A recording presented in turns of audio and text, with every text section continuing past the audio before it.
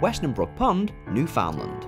Though the name might make you assume this is a small body of water, it's actually a lake on the western coast of Newfoundland, right in the heart of Grossmont National Park and the Appalachian mountain range.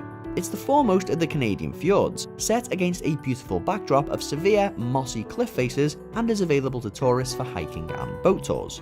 If you arrive on a day where the weather is nice, you'll be greeted by a huge vista you can explore to your heart's content. The boat tours are offered regularly, though you'll want to book in advance, which will give you the added benefit of a guide on hand to answer any questions you might have about the region. But where hiking is concerned, there are few locations more relaxing. The Northwest Passage, Nunavut. There are centuries of complex nautical history in this stretch of ocean. Today, there are a handful of companies that do cruises through the Northwest Passage, and with the aid of modern technology, you don't have to worry about getting lost or stranded in uncharted waters. While up there in the polar north, you'll be able to see all kinds of wildlife that only lives in this region.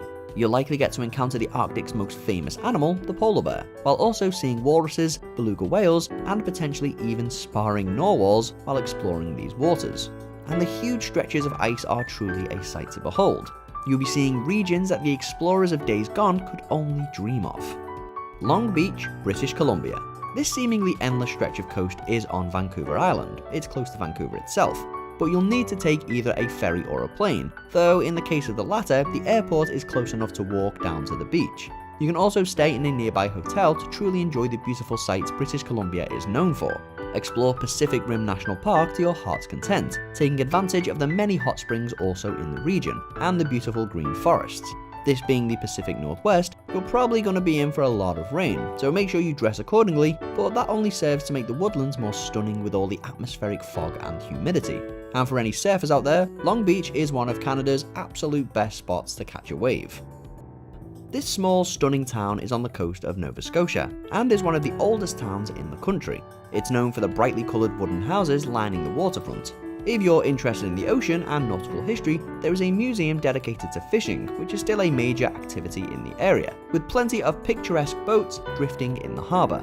Enjoy plenty of seafood, of course, but you can also spend some time in the Ironworks distillery while there, taste testing some high spirits.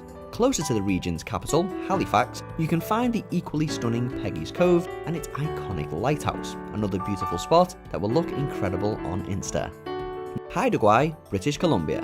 Again, in the west, Haida Gwaii sometimes bears the nickname the Canadian Galapagos for a reason, and that reason is its amazing, highly varied wildlife.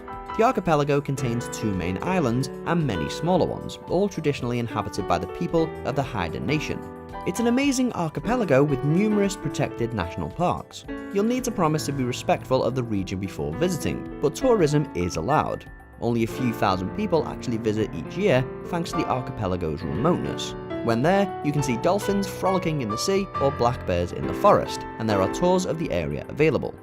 Niagara Falls, Ontario. It isn't the biggest waterfall in the world, nor is it the tallest, but it might be the most famous.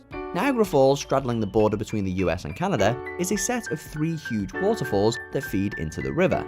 It's a destination that has long been famed for its romantic qualities, with many a honeymoon taking place in this corner of the world. At its highest, it's almost 170 feet tall, with the stunning Horseshoe Falls easily being the main attraction. And if you're traveling to Canada from the eastern US, crossing the Rainbow Bridge between the 2 countries might be the most beautiful route. As well as simply watching the water flow, there have been a few famous tightrope walks from one side to the other.